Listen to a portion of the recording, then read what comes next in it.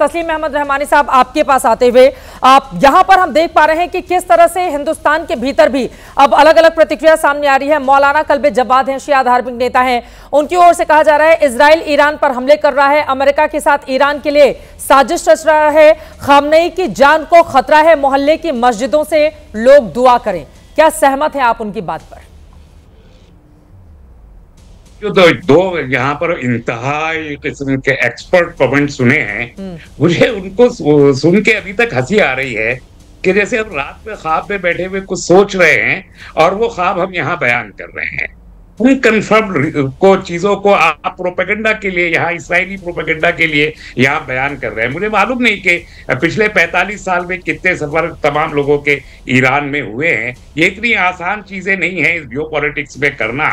हम देख रहे हैं और हमको भी मालूम है बहुत सारी चीजें, अंदर से मालूम है, सैकड़ों लोगों से बात भी क्या हम लोगों की हुई है, पूरी नजर हमारी मामलात पे है। ट्रम्प साहब के जिस बयान की आप बात कर रही हैं, ये कोई नया बयान नहीं है और इस पे आप दुनिया और पूरा मीडिया हैरान है। ट्रम्प साहब कब से नहीं कह रहे, पिछले 2 महीने से कह रहे हैं कि हमारी बात, हमारी शराइत पे आप अपना एग्रीमेंट को, न्यूक्लियर के एग्रीमेंट को तस्लीम कर लीजिए, नहीं तो हम आपको फूंक के रख देंगे, हम आपको जला देंगे, हम आपको भस्म कर देंगे। ये बात 2 महीने से कही जा रही है, आज उसका इरादा है। तो इट्स नथिंग न्यू। लेकिन आपको ये बात याद रखनी चाहिए कि आज तो आप कह रहे हैं कि न्यूक्लियर पावर हम बनने नहीं देंगे ईरान को किसी भी सूरत। ठीक है, आप ना बनने दीजिए, आपके अंदर ताकत है, आप रोकिए। लेकिन आज आपके पास बहाना है ईरान को रोकने का, न्यूक्लियर पावर होने की वजह से। 1980 में कौन सा बहाना था, जब यही सारी जो एलाइड फोर्सेस थी जिन्होंने फर्स्ट वर्ल्ड वॉर को जन्म दिया था, वही एलाइड फोर्सेस अरबों के साथ मिलकर 23 मुल्कों का एलायंस बना के 1980 में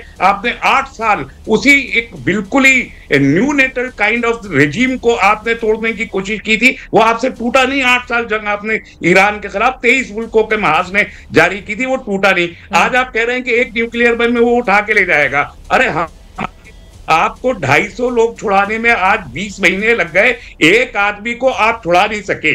आपने या तो लाशें उठाई उनकी एग्रीमेंट के तहत, या आपने उनसे नेगोशिएटेड डील के तहत अपने लोग छुड़ाए। उन सुरंगों के नीचे से एक आदमी आज तक नहीं ले सके आप, और सारे अमेरिका और इस्राइल और सबके आपके हथियारों के बावजूद। आज आप कह रहे हैं कि उनके जो न्यूक्लियर इक्विपमेंट जमीन के नीचे 80 फीट नीचे रखा है, आप उसको निकाल लेंगे, तो निकाल लीजिए। कोई, मैं कहता हूं कि हमको रियलिज्म की तरफ चलना चाहिए। इंडिया का बहुत अच्छा दोस्त है इस्राइल, अब हुआ है। ईरान हमारा हजारों साल से दोस्त है और इस्राइल की दोस्ती भी रखिए, मुझे कोई इशू नहीं है ईरान की दोस्ती से। अगर देश को फायदा है तो इस्राइल हो या ईरान हो, देश को फायदा होना चाहिए। लेकिन अगर आप इस्लामोफोबिक पॉलिसी के तहत अपने मुल्क की फॉरेन पॉलिसी को चलाना चाहते हैं, तो मैं ये कहना चाहता हूं कि आप देश हित नहीं कर रहे।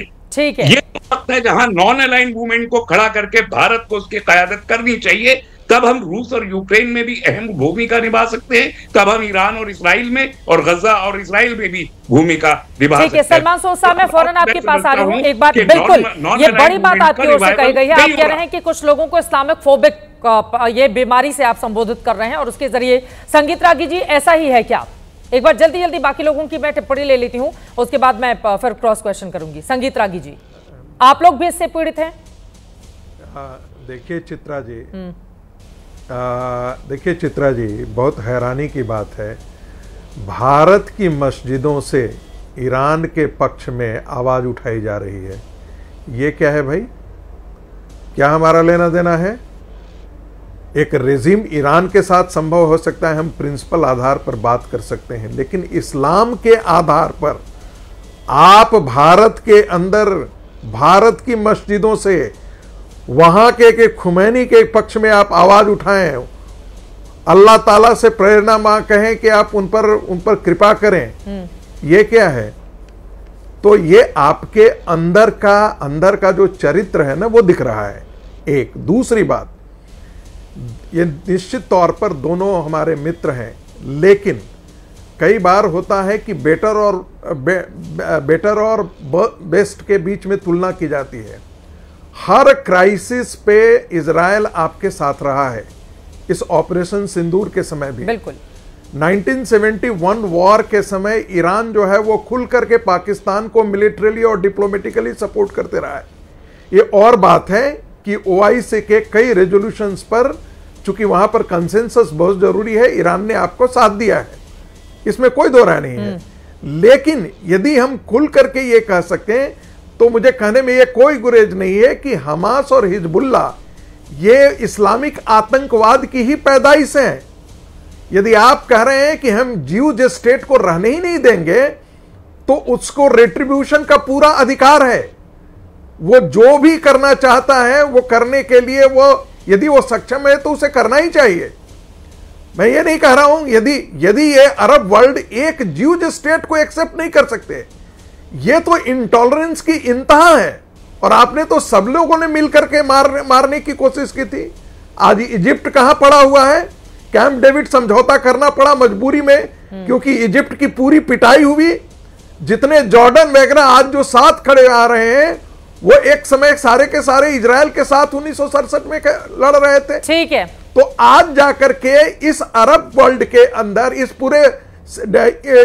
पूरे सेंट्रल एशिया के अंदर आज चाहता है, ईरान चाहता है कि वो आका बनकर के खड़ा हो, तुर्की चाहता है वो आका बनकर के खड़ा हो, सऊदी अरब एक अलग नेतृत्व चाहता है, और पाकिस्तान मुस्लिम देश का। तो ये चार बड़े नए गुर्गे हैं, अब इन चारों के बीच में चल रहा है। मतलब और खलीफा बनने की लड़ाई है। एक मामला तो तय है। आज ये ठीक है कि अरब, बिल्कुल लीडरशिप की भी लड़ाई है, बिल्कुल लीडरशिप की लड़ाई है, लेकिन अरब के कंट्री जो है आज के दिन में, कतर हो, सऊदी अरब हो, UAE हो, ये सब अमेरिका के साथ हैं, वे कोई भी ईरान के साथ नहीं है। उसके पीछे की वजह भी है ना, सऊदी अरब, UAE, बहरीन अब्राहम समझौते के तहत ये लोग इजराइल से जुड़े हुए हैं और इसी वजह से तटस्थ रहना ये ज्यादा पसंद कर रहे हैं। लेकिन यहां पर आपने ये जिक्र किया कि हिंदुस्तान की मस्जिदों से या हिंदुस्तान का मुसलमान ईरान को लेकर इतना भावुक या पजेसिव क्यों हो रहा है? तो जो शिया मुस्लिम है वो अपने आप को एसोसिएट करते हैं। इस सवाल का जवाब मैं आपसे लूंगी, लेकिन सलमान सोजी अब आपके पास आते हुए,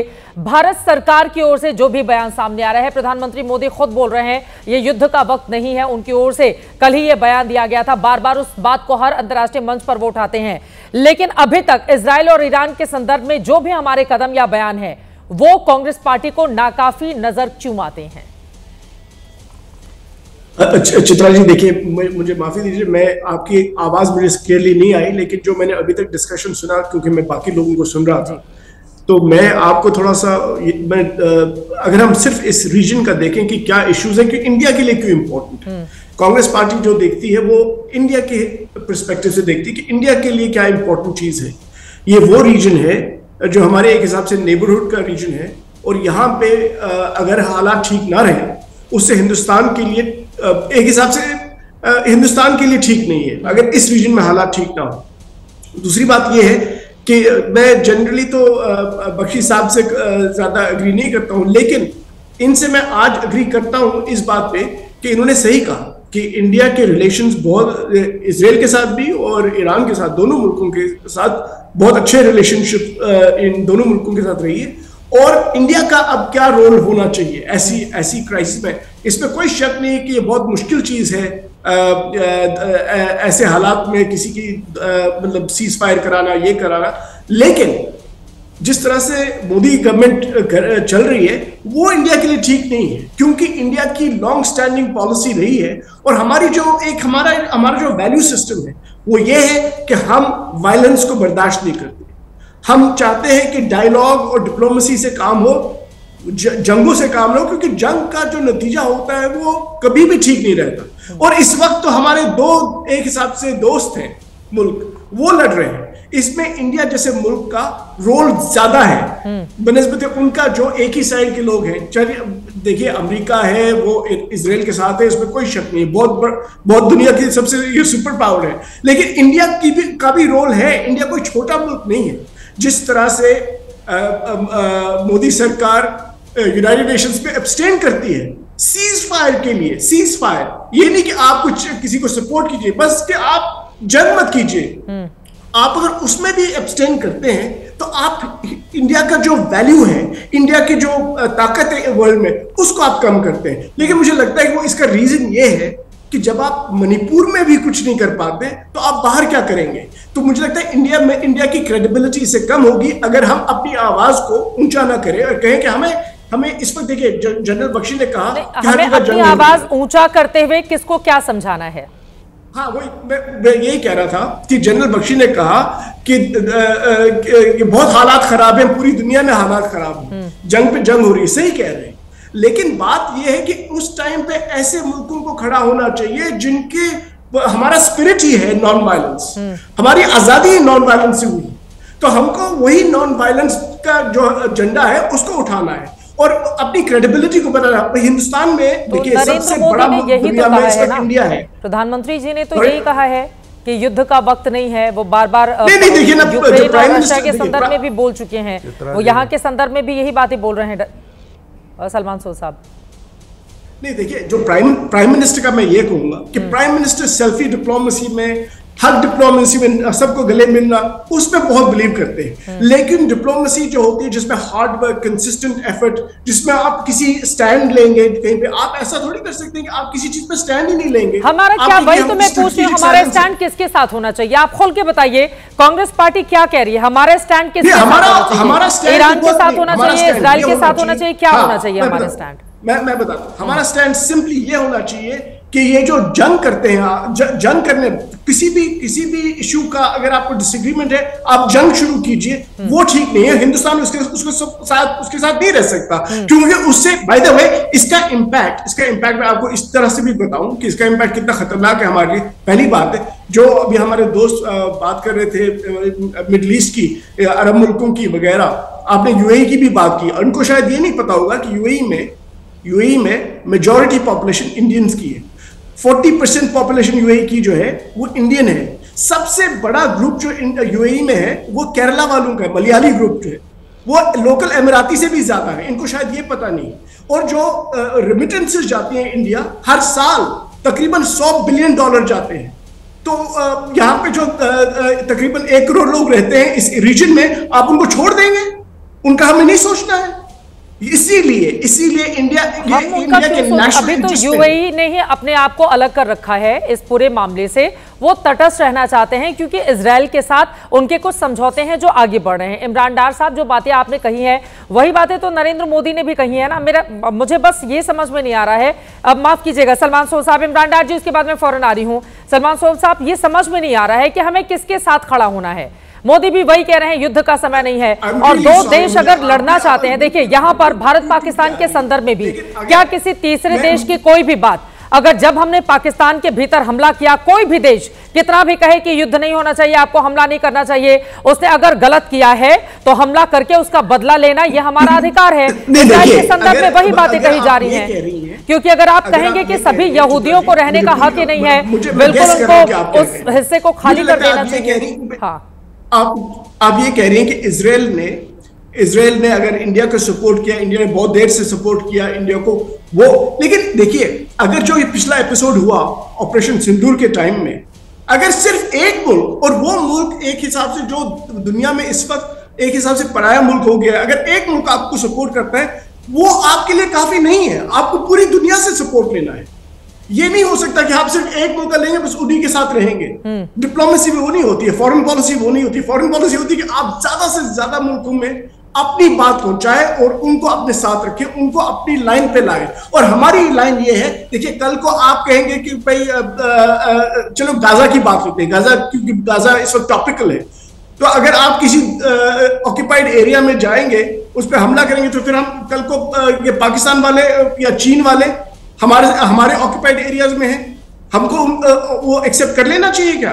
वो हम नहीं कर सकते एक्सेप्ट। उसी तरह से हम किसी और का ऑक्यूपाइड एरिया में रहना वो भी एक्सेप्ट नहीं कर सकते। हमें थोड़ा सा क्लैरिटी होनी चाहिए कि हम कहां जा रहे हैं।